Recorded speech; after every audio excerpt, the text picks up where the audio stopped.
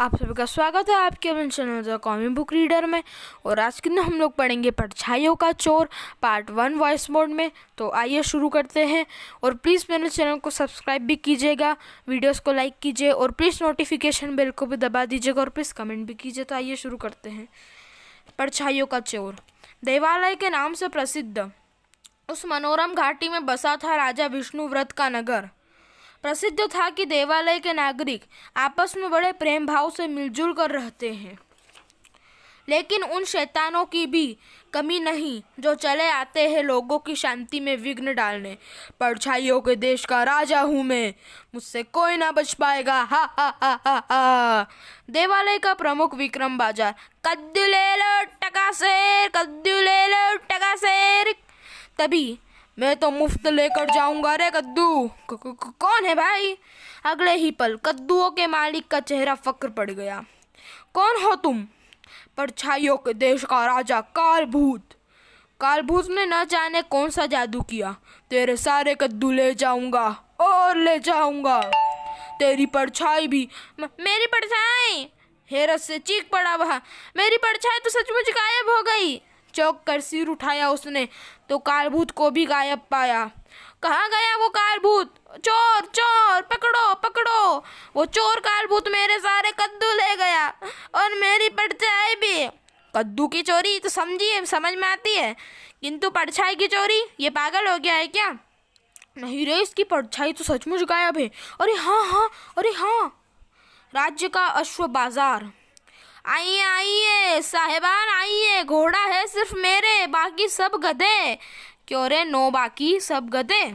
और तुम तुम कौन हो भाई? कालभूत तेरे घोड़े ले जाने आया है। अरे मेरे घोड़े, अरे मेरे घोड़े! और ले जाऊंगा तेरी परछाई भी, हा हा हा हा हा। और घोड़े वाला गला फाड़ कर रो पड़ा। मेरे घोड़े आए, मेरी परछाई, अरे कोई पकड़ो उसे। हाथी बाजार।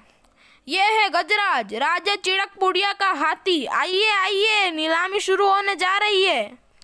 नीलामी? मगर हाथी कहाँ है? चौक पड़े सब। मेरे हाथी! अरे अरे पूरा का हाथी गायब। अरे मगर ये हो, ये कौन? मैं हूँ कालभूत मूर्खो। हाथी तो गया, अब तुम्हारी परछाई भी ले जाऊंगा, हा हा हा हा हा। इन सब घटनाओं के बाद राजा कालभूत का आतंक फैल गया। कालभूत जिस किसी का भी माल और परछाई लेकर गायब हो जाता है, मुझे तो वह कोई शैतान लगता है। समझ में नहीं आता कि वह हमारी परछाई चुराकर अपना कौन सा मकसद पूरा करना चाहता है। फरियाद राजा विष्णुव्रत तक पहुंच गई। महाराज हमें बचाइए महाराज, उस शैतान कालभूत से हमें बचाइए महाराज। तभी महामंत्री, बड़ा अजीबोगरीब चोर है यह तो। उसका नाम कालभूत है महाराज, कहीं वह सचमुच का तो भूत नहीं? हमारा नाम विष्णुव्रत है तो क्या हम सचमुच के भगवान विष्णु हो गए? गुस्ताखी क्षमा करे महाराज। अगर वह भूत होता तो कोष मंत्री तो लोगों के कीमती सामान क्यों ले जाता, उससे क्या रुचि? तब राजा ने आदेश दिया, सेनापति संकट सिंह, इस मामले की जांच का कार्य हम आपको सौंपते हैं। जो आज्ञा महाराज, मैं शीघ्र ही कालभूत के रहस्य का पता लगा लूंगा। और सभा समाप्त कर दी गई। राज्यों के विभिन्न नगरों से वसूले गए लगान के रूप में एकत्रित वह विशाल राजकोष। कहीं कालभूत ना आ जाए भैया। तभी हा हा हा हा ई शीघ्र ही। उफ, यह क्या? परछाइयाँ परछाइयाँ, ही। इस राजकोष पर हमारा अधिकार है। खतरा भापते ही एक सैनिक चीख पड़ा, आक्रमण से बचने ना पाए।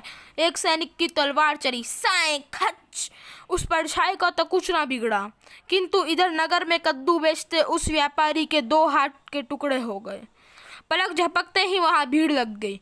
सब दिलो दिमाग में सिर्फ एक ही प्रश्न था, यह क्या? यह तो मारा गया, कल इसकी परछाई चोरी हो गई थी। उधर दूसरे सैनिक का वार भी कुछ अलग था। हा हा हा, मूर्ख, कभी परछाई के टुकड़े हुए हैं क्या? और उधर अश्व व्यापारी। उधर एक सैनिक ने दिखाया दुस्साहस, तुझे पकड़ लूंगा दुष्ट परछाई, छू कर तो दिखा मुझे, ही। सैनिक गिरा धड़ से जमीन पर। दूसरे सैनिक ने तो कमाल करने की कोशिश की, लेकिन बेचारा क्या जानता था कि वापस परछाई से नाम देख सकेगा। अरे मेरा गुस्सा तो इसके शरीर का आर पार हो गया। यह क्या बला है भाई? हा हा हा, हसरत पूरी हो गई तेरी भी ना। और इधर हाथियों का व्यापारी चीख पड़ा, हाय मार डाला, अरे किसने मारा मुझे। उधर परछाई का हमला हुआ। यह देख बेटा, सैनिक के कभी गुस्सा नहीं मारा था। सैनिकों में भगदड़ मच गई, भागो भागो वरना परछाइयाँ हमें मार डालेगी। उनकी विवशता पर शैतान परछाइयों ठहाका लगाकर हंस पड़ी, हा हा हा हा हा हा हा, भागो भाग जाओ, हमें तुमसे क्या लेना देना, हम तो तुम्हारी परछाई ले जाएंगे। उसके बाद चोर बैलगाड़ियां सहित वे परछाइयां वहां से गायब हो गई। वह सचमुच सेनापति संकट सिंह के मस्तिष्क में हलचल मचा देने वाली थी। क्या परछाइयों ने राजकोष लूट लिया? किंतु मैंने सुना था कि कालभूत अकेला ही है, फिर इतनी सब परछाइयां कहाँ से आ गई? सेनापति जी, इस बार कालभूत स्वयं तो आया ही नहीं। ओह, यह कालभूत तो रहस्य बनता जा रहा है। उस घटना के पश्चात सेनापति संकट सिंह ने युद्धस्तर पर कालभूत की खोज आरंभ कर दी, लेकिन परिणाम कुछ भी नहीं निकला। इधर नगर में कद्दू व्यापारी और अश्व व्यापारी की रहस्य मृत्युओं हत्याओं के कारण लोगों में भय फैलने लगा। कल कालभूत दोनों की परछाइयां चुरा ले गया था और आज ये दोनों मारे गए। कितनी दुख की बात है। अभी न जाने कितने और लोग मारे जाएंगे। दोस्तों, ये वाला पार्ट यहीं तक था। और अगर आपने अभी तक सब्सक्राइब नहीं किया है चैनल को, तो प्लीज़ चैनल को सब्सक्राइब भी कीजिए और प्लीज़ वीडियोस को लाइक कीजिए, कमेंट कीजिए। धन्यवाद।